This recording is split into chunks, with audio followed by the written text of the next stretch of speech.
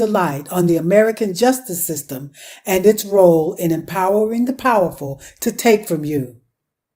The justice system is the only branch of your government where an individual, rather than the collective, can make the system act for you. It puts power in the individual's hands, but it's broken and being used against you at a time when you need it most.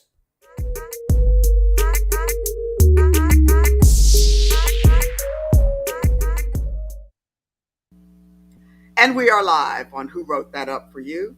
Today is Thursday, November 3rd, 2022. I'm Sonia Ebrin, a co-founder at Courtroom 5. And I'm Deborah Sloan, the other co-founder at Courtroom 5. We have a fantastic show lined up for you today. In a few moments, we will speak with Patti Mazurkiewicz.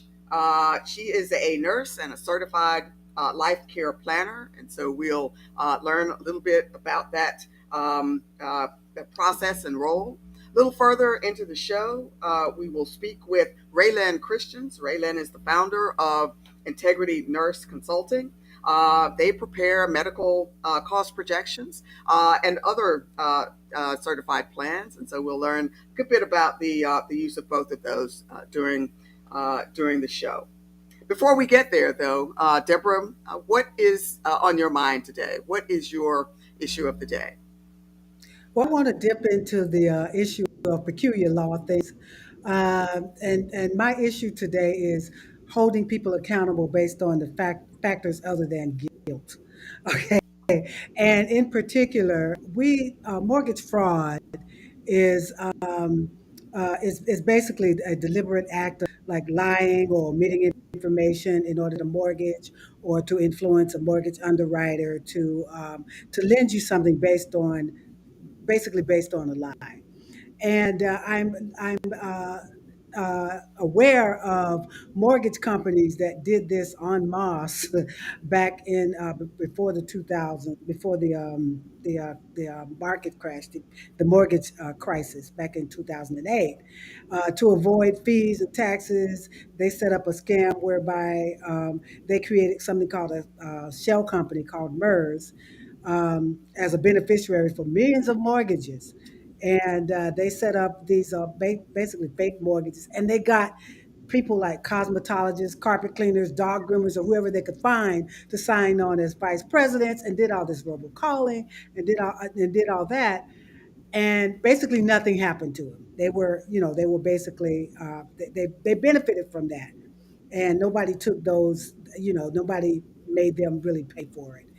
Now, recently, there's been a case where regular people did basically the same thing. They committed mortgage fraud, and I'm not saying they should get away with this, okay? But this guy Luke Jocelyn down in Coral Springs, Florida, he tried to get nearly $2 million in fraudulent Paycheck Protection Plan money under the Coronavirus Act, and the United States District Court for the Southern District of Florida basically convicted him of fraud. He has spent 84 months in prison. He had taught other people how to do this. They netted probably like $180,000. He taught two other people to do this. They're going to jail. They're all going to jail. And so the court did something that hurts. The court did something to discourage people from doing this. And they don't do the same thing to large companies. So that's my issue for today. That's a good reminder that we have really always had a two-tier justice system. Frankly, this is not a failure of the system. Uh, This is the way it works, right? So if you're not one of the big companies or have tons of wealth, you should know these laws, these criminal statutes are for you. You can't just go out there breaking them. that's not the best. The system works as designed. I hate to say it, but it is a reminder that we here in 2022 have to make a difference. We have to make some changes there because we do need a justice system that everybody can use and expect to operate for everyone. So I appreciate you raising that issue, but it is what it is for now. Who Wrote That Up for You is sponsored by Courtroom 5. At Courtroom 5, we believe the courts belong to the people, and we, the people, are coming to claim our courts. So if you are in court without a lawyer, or you need to sue someone and can't find a lawyer to represent you, get yourself over to courtroom5.com. Try a limited version of our services for free, and we hope to provide some relief for you there. At this time, I'd love to welcome to the show Patti Mazurkiewicz, I'm sorry, Patti Mazurkiewicz. I'm going to try my best to get that right. A certified life care planner and nurse. Patti, thank you and welcome to Who Wrote That Up for You. Please do me the favor of pronouncing your name properly so that we make sure we got that. Oh, sure.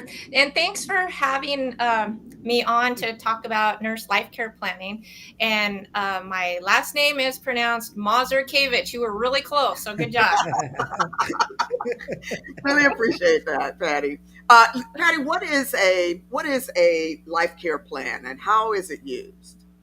Sure. Well, it is a complicated process, so I'm going to try to narrow that down into just a few sentences because otherwise we would be here for 2 hours. So it is basically a report that has services and costs. A person who's been in an injury or has an illness, and that those services and costs are throughout their entire lifetime. So you, like, for instance, let's just say, it might be a better way just to give you an example of something. If somebody were to, let's just use a simple example, we're in a motor vehicle accident and they were severely injured. And now their life is completely turned upside down from what they were. They had been independent, taking care of themselves, working full time. And now all of a sudden that is no longer the case. And it depends on the severity of the case too. You know, they could have simple injuries or they could have catastrophic injuries. And depending on the severity of those will depend on the life care plan. So, for instance, you would determine, well, what kind of healthcare do they need? Do they need to see specialty physicians? Do they need caregivers in their home to help take care of them? You know, help them get dressed, help feed them, help bathe them, just the basic activities of daily living skills that they are no longer able to do for themselves because of the injury, which could be, let's say, like a spinal cord injury. That's a very severe injury that can happen to somebody in a motor vehicle accident. And so they are going to need more services to be able to, you know, help them be more independent, because our goal in developing these life care plans is to really promote their independence and make their life better than if without those, and to prevent complications. And I guess that's where, you know, being a nurse life care planner is. And let me say this too, is I work with a group of nurses. We have a team approach and we work really well together and we understand each other and where we're coming from, because we have a long clinical background working in the healthcare system. And so we understand what, you know, like what the medical diagnosis is. We understand how to research the complications that could come from it. And we understand also how to communicate with the physicians or other healthcare providers that we need to communicate with that client's case, understand the terminology, and then be able to problem solve from that aspect, because we have been in the field. That is what we have done for our careers. And so it just makes it a nice, easy transition for nurses to be able to do this type of work. Fantastic. And so if someone needs a life care plan, you're going to want to look for somebody who is certified, correct? You're a certified life care planner. What is that certificate? What should a person who's looking for a life care plan, what kind of certificate should they look for? Well, typically who hire life care planners are attorneys or insurance companies or hospitals. Those are probably the most typical client that we would have. And it's important for them to understand that there are life care planners who are not certified. And so being certified is an important thing for them to look for, because what it means is that that life care planner has gone through a rigorous educational process on top of their professional experience in education. So, for instance, I went through almost like a year-long educational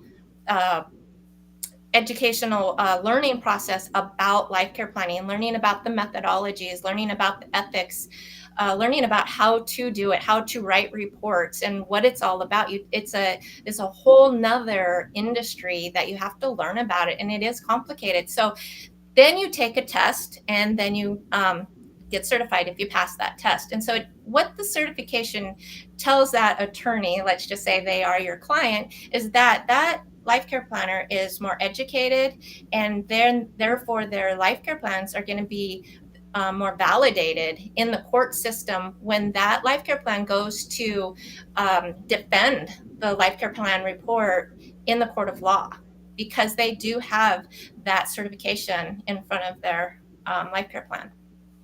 And so attorneys and insurance companies would use your life care plan as a part of their litigation over some sorts of damages that they're claiming or defending against, perhaps. Have I got that right?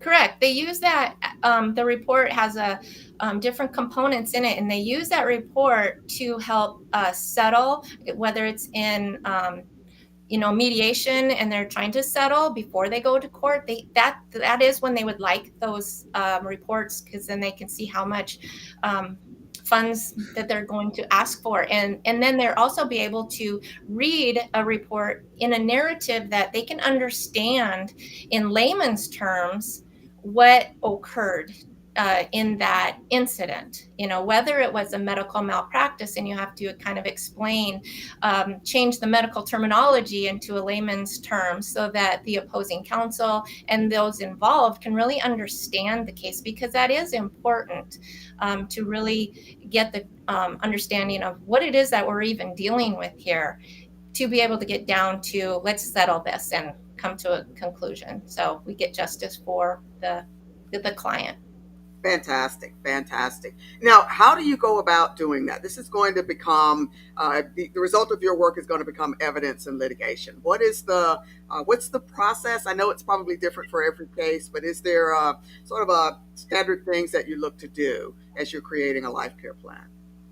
Sure, there is a very specific process. It's called methodology, and we one of the first things that we do is we ask the client, whoever it is, it's the attorneys, is for their medical records, because you can glean a lot of information from the medical records, especially just the incident itself, such as if they were transported in an ambulance, you can read the notes from the EMS as to what condition that client was in at the scene, and then just progress all the way through, whether they let's just use that as an example. You just kind of follow that example through their whole entire medical records. They go to the emergency room, they go to surgery, they're in the hospital, then they go to rehab, they go to an inpatient rehab facility, then they go home, and then they go outpatient services, whether it's physical therapy or occupational therapy.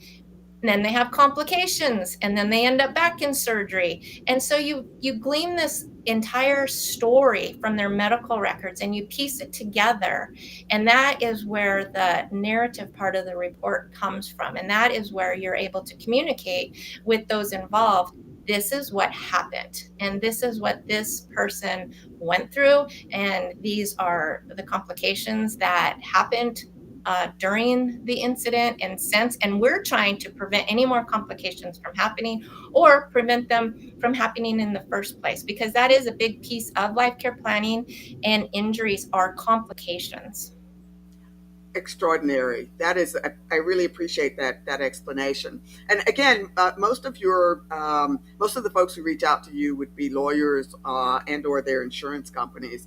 Do you also serve people representing themselves on these types of claims, pro se litigants? We do. It can happen. It's just a very small percentage. And we also represent defense and plaintiff. sides. The methodology is the same, especially, and that is important to recognize on an ethical value standpoint, is that you do the process the same. That's good to hear. Fantastic. Now, when you're working with pro se litigants, is there some advice you give for them to be prepared? Because they wouldn't reach out to you, I suppose, at the beginning of the case if there are no medical records or collected or anything like that. How should the pro se litigant or the person representing themselves be prepared before they reach out to you? Oh, that's a really good question, because we can't do our job without medical records and understanding what the case is in the first place. And that's true. A lot of the attorneys, let's just say, they don't know what a life care planner is. And so a lot of our work is educating the attorneys in the first place, because if they don't even understand what it is they need, that first phone call is very important. We can explain to them what it is that we need. And that first part is, well, we need the medical records to see what we have here. So important. That is so important. What are the chances if, let's say, a pro se litigant didn't know your services existed and went to court, tried to claim some damages, right, Mm-hmm. without a life care plan? What would be the perspectives? What would you expect to happen with their claim? Well, they wouldn't have as much information on hand. We would be able to give them a lot of information. And this is based, again, on our experiences as nurses. We've taken care of these clients our whole careers, whether it's been in the emergency room, obstetrics, medical, surgical, caregiving in the home. We understand what those needs are. So if the litigant went without having this information, they could definitely short sell their client. They may not understand all of their needs that they really have. They may not understand, like I said before, there's that potential for complications, especially if they're high risk, if they have comorbidities, such as, let's just say they had diabetes and now they've got a spinal cord injury. They're at a higher risk of having like a foot ulcer occur because of their circulation is already compromised.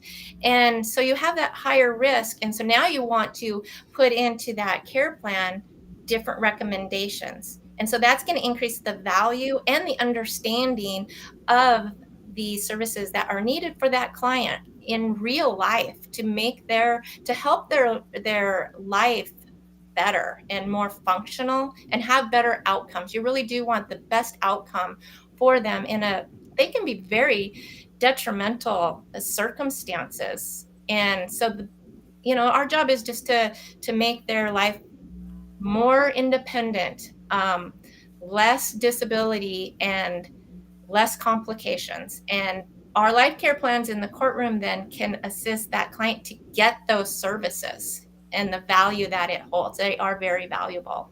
Extraordinary. Patti, thank you so much. I'm glad that your services exist, that we have such talent available, particularly available to pro se litigants. Thank you so much for joining us on Who Wrote That Up For You.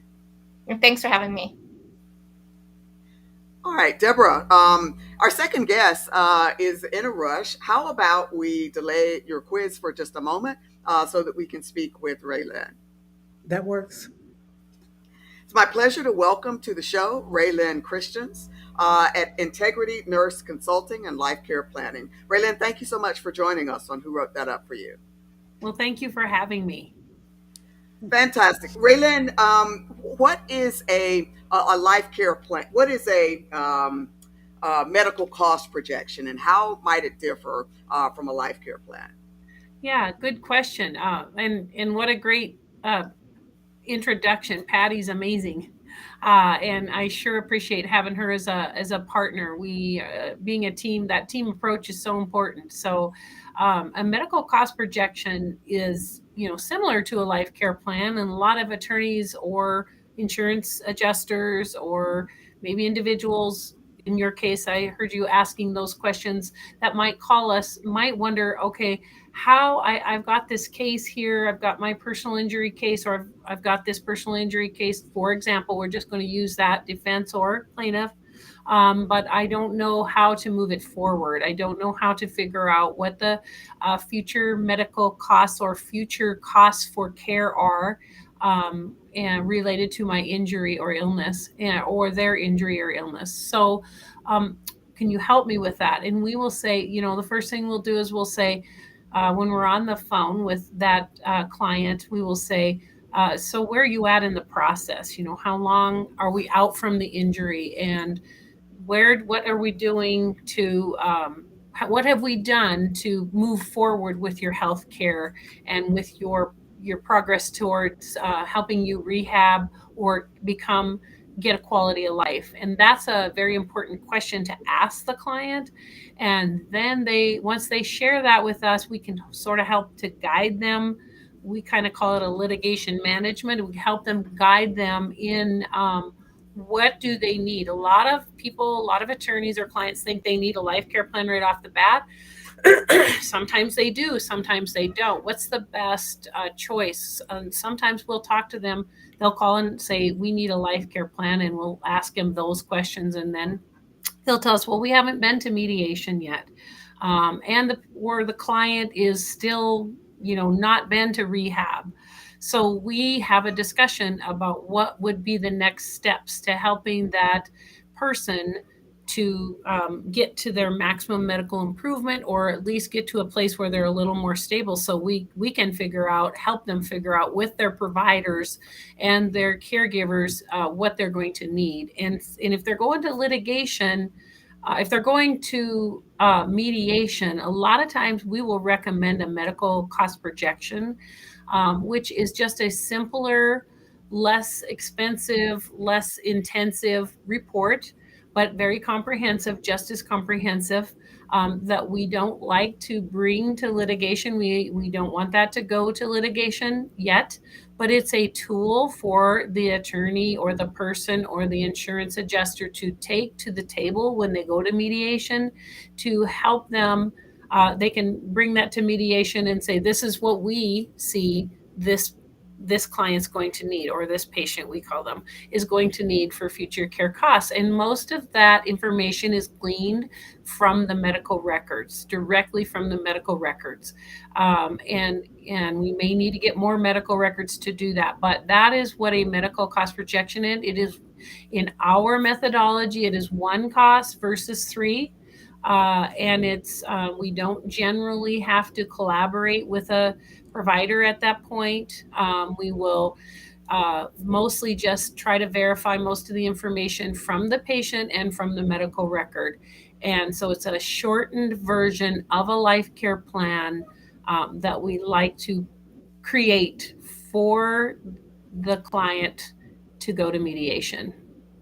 That is fantastic. That makes sense. Thanks so much for that explanation. And so if I've been injured and I'm looking to potentially litigate, possibly though, and preferably settle the claim, I reach out to you not for a life care plan, but for a medical cost projection. It's a simpler, yes, less expensive, just beginning to the process. And then maybe if things get hot and heavy in court, I may need a life care plan where things can be more expensive and more extensive. Would you then be the expert witness that I called if I had to get the life care plan and have to go to court and deal with that battle? Yes. So at that point, if you are moving on to litigation and your case did not settle in mediation, then you say, you're going on to trial, then we will suggest that you convert that medical cost projection to a life care plan.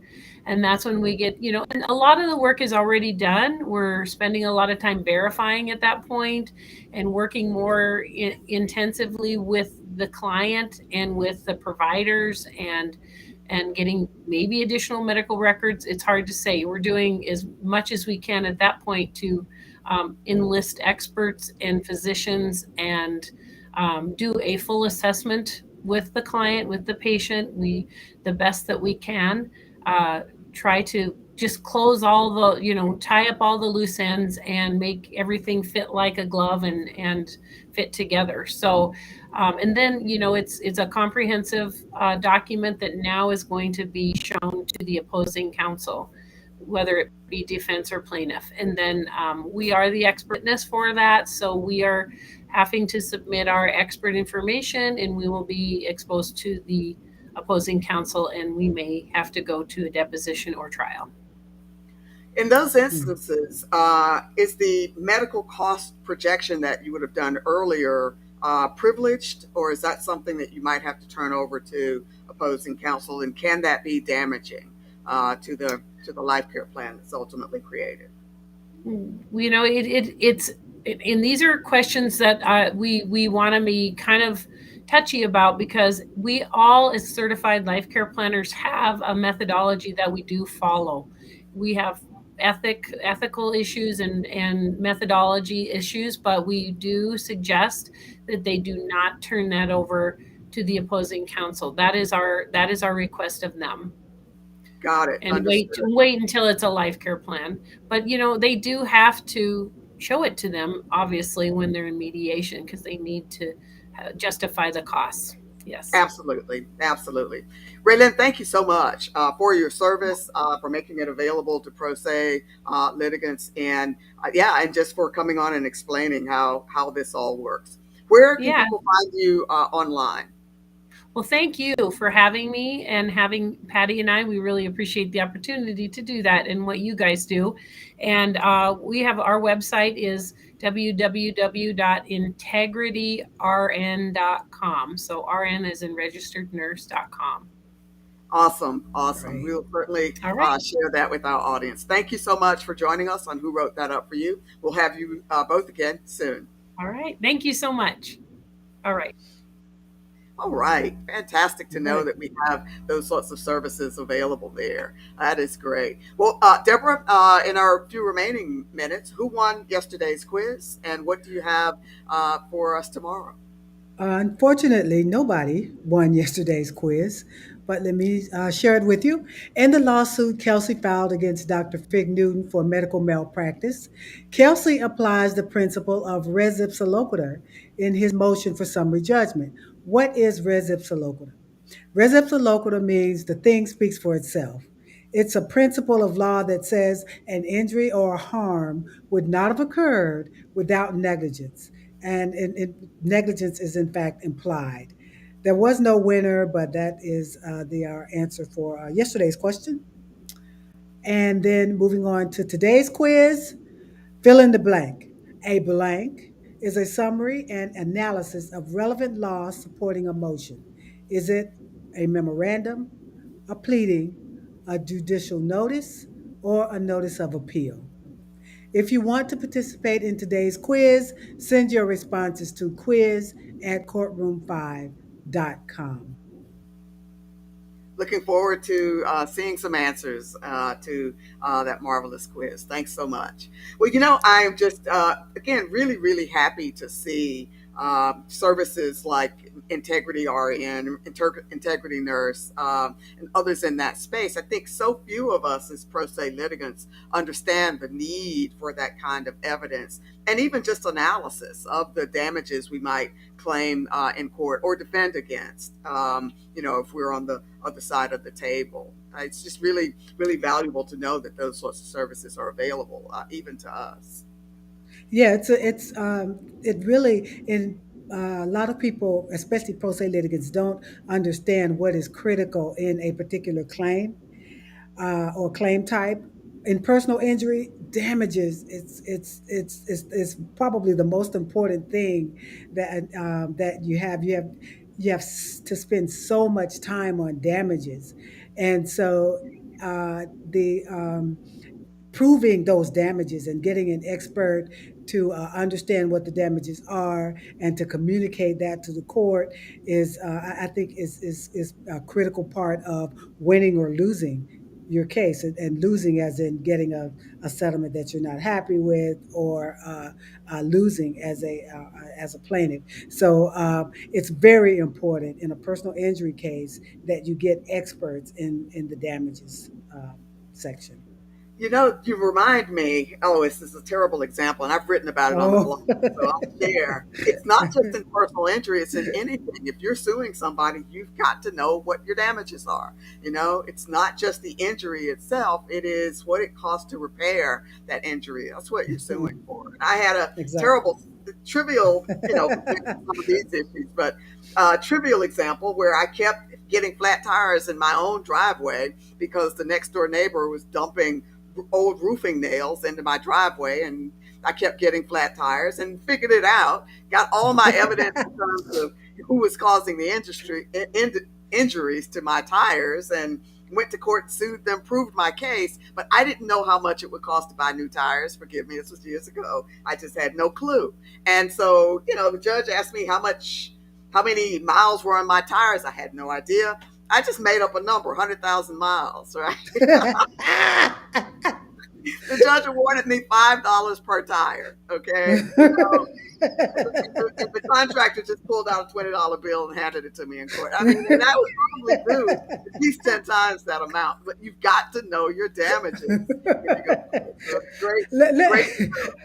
Let me clarify that when I say damages in a personal injury case, I mean medical damages. So yeah, Absolutely, I that's the know. difference. But that's so funny. But it's the same principle. You've got to know, Yeah, yeah. what it's going to cost to repair the damage. And so, just great to know that Patti and Rae Lynn and their team are available to help us with those very difficult questions. That's all we have for you today. As always, thanks for tuning in, and we will see you tomorrow. Thanks, everyone.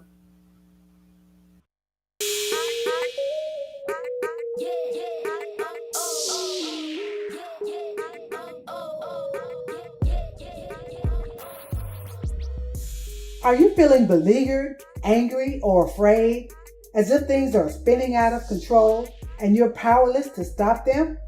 It's easy to just let things slide and hope they don't get worse. But they often do get worse. The thing is, you're not powerless. Our courts belong to us, and their purpose is to give power to the powerless. Don't let your grievances pile up without redressing them. You can handle this in court. Or, if someone takes you to court, you can take them to school.